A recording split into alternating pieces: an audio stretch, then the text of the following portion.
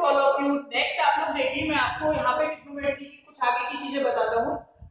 इससे पहले जो मैंने आपको पढ़ाया है उसमें क्या था कि एक्सरसाइज 3.3 तक के जो क्वेश्चंस थे या जितने मैंने फॉर्मूले आपको लिखाए थे उन फॉर्मूलों से रिलेटेड जितनी भी प्रॉब्लम्स थी वो मैंने आपको करा दी। एग्जांपल भी मैंने आपको बता दिए और एक्सरसाइज के क्वेश्चंस भी मैंने आपको बता दिए।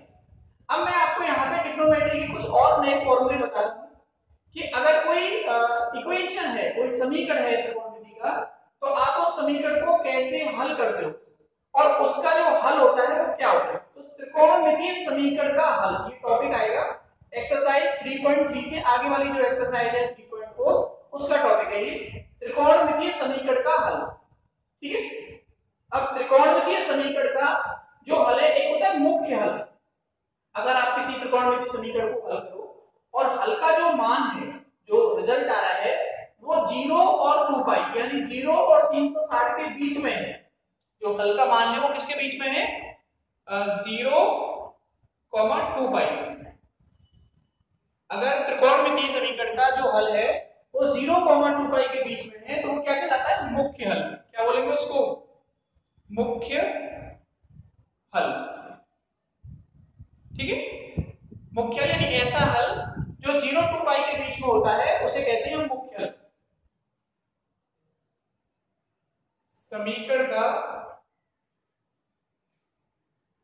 वह हल जो 0, 2 पाई के मध्य हो।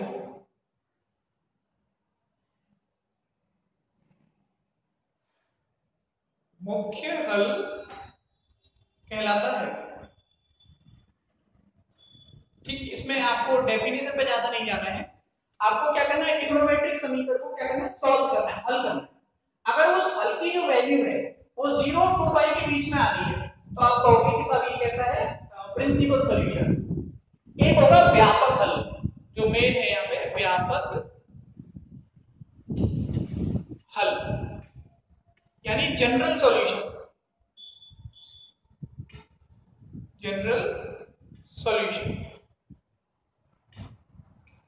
ठीक है, व्यापक हल। अच्छा, जनरल सॉल्यूशन के लिए फर्स्ट पॉइंट है किस तरह के फॉर्मूले हैं वो आपको याद रखना। फर्स्ट फॉर्मूला है, अगर मानो sine theta is equal to sine alpha है तो थीटा का व्यापक मान,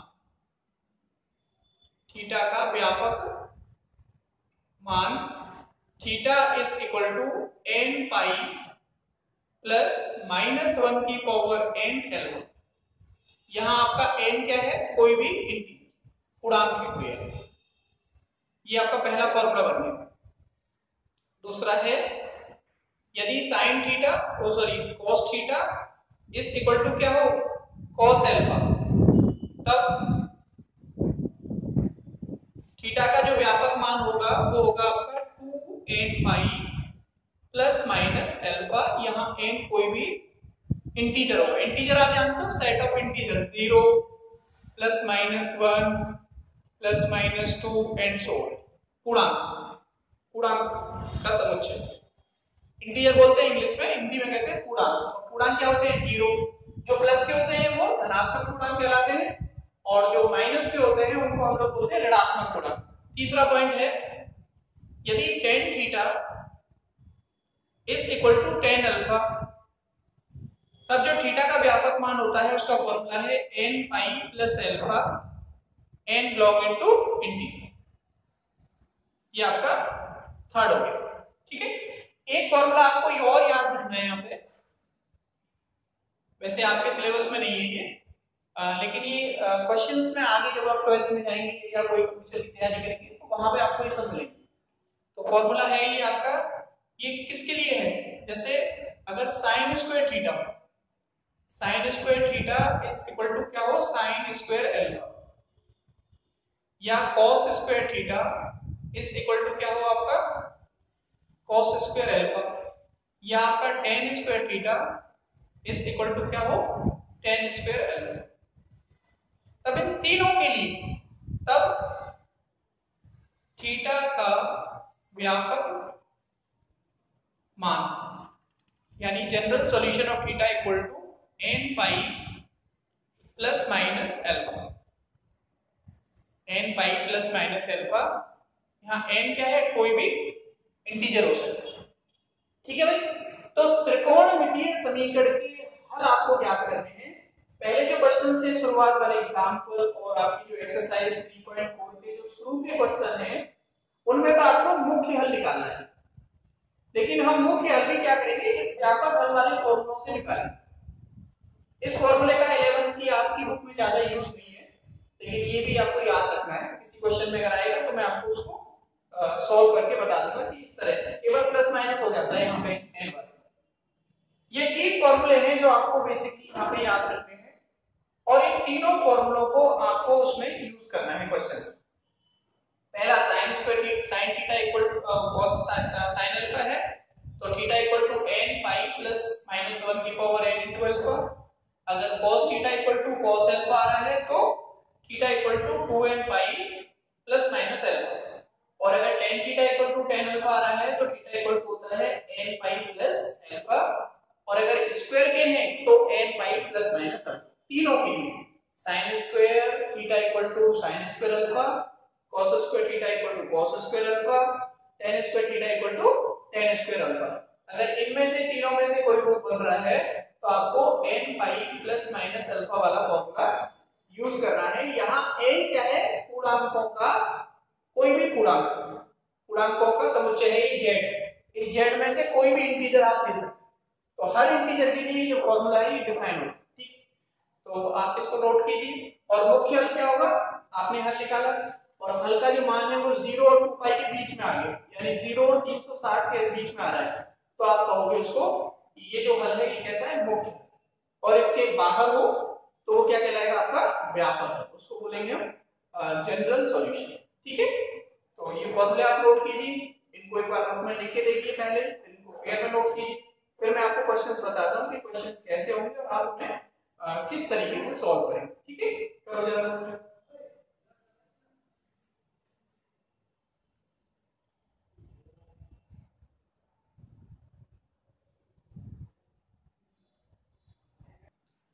एक मैंने क्वेश्चन लिखा है यहाँ पे, ये आपकी जो बुक है उसका एग्जाम्पल है, उदाहरण है ये 14वां। ये कह रहा है समीकरण sin x इक्वल टू √3/2 का मुख्य हल ज्ञात कीजिए। इसका आपको प्रिंसिपल सॉल्यूशन बताना है, प्रिंसिपल वैल्यू बतानी है कि वो क्या है। तो देखो कैसे हल करोगे आप। अच्छा, बुक में जैसे भी हल हो रहा हो उससे आपको उस तरीके से नहीं करना है, जैसे मैं बता रहा हूँ वैसे लिखना है। आपको इसमें फॉर्मूला लगाना है कौन सा, व्यापक हल का, फिर उसमें से आपको मुख्य हल ले लेना कौन कौन सा। देखो किस तरह से सॉल्व करेंगे आप, हर क्वेश्चन में ये टेक्निक लगाएंगे जो मैं यहाँ बता रहा हूँ। आपको गिवन है, given that sin x is equal to √3/2, यानी sin x is equal to √3/2 क्या होगा आपका, √3/2 होता है sin, इसकी वैल्यू है 60 की, यानी π/3। एक फॉर्मूला मैंने आपको बता ही दिया है sin थीटा व्यापक हल का, sin थीटा इक्वल टू अगर sin अल्फा है तब जो थीटा का व्यापक मान होता है वो होता है आपका n पाई प्लस माइनस 1 की पावर n अल्फा, यहाँ n बिलोंग करेगा z, तो therefore x equal to n pi plus minus 1 की पावर n, अल्फा आपका कितना है π/3, ठीक है। n आपका क्या है, सेट ऑफ इंटीजर में से है, कोई वैल्यू इंटीजर है, इंटीजर होते हैं आपके 0 plus minus 1 plus minus 2 and so. ये हमारा आ गया व्यापक, सॉरी x में नहीं आएगा, थीटा में आएगा। ये तो फॉर्मूला लिखा था ना आपका, sin थीटा इक्वल टू अगर sin अल्फा है तो थीटा इक्वल टू n, ये sin x में है तो आंसर आएगा x, थीटा के प्लेस पर यहाँ x है तो x आएगा। अब इसमें देखो आप n की वैल्यू 0, ऐसे जब n इक्वल टू 0 तब x इक्वल टू कितना आ रहा है आपका π/3, जब n इक्वल टू 1 तब 1 रखेंगे आप तो ये हो जाएगा हमारा पाई, और ये -1 के माइनस हो जाएगा -π/3। सॉल्व करेंगे तो 2π/3 ये x की वैल्यू होगी। इसके बाद अगर n इक्वल टू -1 करोगे आप, n इक्वल टू -1 तब x क्या आएगा? -1 कहाँ रखना है? यहाँ पे रखना है। देखो इसमें ये जो लिखा है ना बस इसमें यहाँ पे -1 करना है, तो ये -π हो जाएगा, और आप यहाँ -1 करेंगे पावर में तो ये नीचे आ जाएगा, तो ये भी माइनस हो जाएगा, माइनस के π/3। इन दोनों को ऐड करोगे तो माइनस के 4π/3, माइनस का आएगा ना 3 और 1 4 हो जाएगा। यहाँ -1 करेंगे तो 1/1 हो जाएगा, माइनस आ जाएगा, 3 और 1 4π/3। ठीक है, अब आपको देखना है इसमें तो 0 और 2π के बीच में कौन कौन से हैं? 0 और 2π के बीच में कौन कौन सी वैल्यू है? 0 और पाई। तो देखो ये जो वैल्यू आ रही है π/3, ये 0 से 2π के बीच में आएगी, यानी ये आपका कितना है? 60 है। ऐसे 2π/3 है, ये भी इसी के बीच में आएगी। इसी तरीके से आप जब यहाँ -1 रखोगे तो ये माइनस हो जाएगा, और ये माइनस ये 4π/3 होगा माइनस का, तो नेगेटिव आ रहा है। और हमें वैल्यू किसके बीच में लेनी है? जो 0 और 2π के बीच में। तो अगर ये नेगेटिव है तो इसका मतलब 0 से पहले आएगा, है ना, तो इसमें नहीं आ रहा है, इसके बीच में। भाई आपको वो देखना है जो इस इंटरवल के बीच में वैल्यू आ रही है। तो देखो 0 के बीच में ये π/3 आ जाएगा, इन दोनों के बीच में ही आएगा। π/3 का मतलब कितना हुआ? 60 हो गया अगर आप डिग्री में चेंज करोगे तो। और 0 से 2π यानी कि 0 से 360, तो 0 और 360 के बीच में ये है, एक ये भी है, ये 120 आ रहा है। ये आपका कितना है? माइनस यानी 0 से छोटा, ये बाहर निकल गया।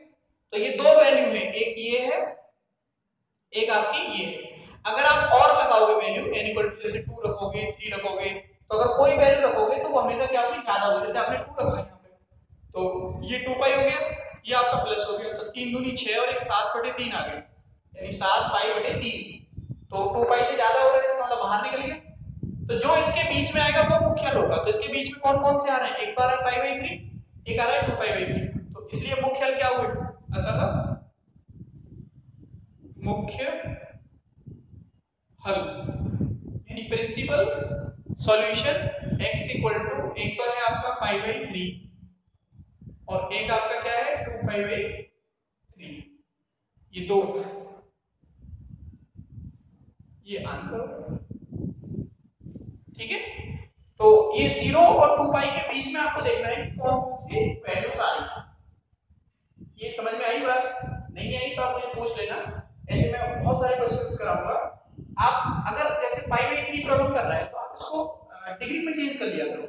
डिग्री में कैसे चेंज करोगे? जैसे π/3 है तो π/3 को अगर डिग्री में चेंज करना है तो 180/π का मल्टीप्लाई करो, ये इससे कट जाएगा, तो ये कितना आ जाएगा आपका? 60 डिग्री आ जाएगा। और ये 0 से 2π है, तो 2π को अगर चेंज करोगे आप तो ये 180/π, तो पाई तो कैंसिल हो जाएगा, ये कितना आएगा आपका? 360 डिग्री। यानी 0 और 360 के बीच में, 0 और 360 डिग्री, ये दोनों डिग्री, इन दोनों के बीच में देखना है कौन कौन सी वैल्यू आ रही है। अगर रेडियन में प्रॉब्लम करें तो आप उसको डिग्री में चेंज करके देखना, नहीं तो रेडियन में देख सकते हैं। जैसे π/3 है तो इन दोनों के बीच में 0 to π, ऐसे 2π/3 है तो ये भी इसके बीच में है। अब ये है माइनस के 4π/3, तो माइनस का हो गया, इसका मतलब 0 से छोटा हो। नेगेटिव वैल्यू क्या होती है? 0 से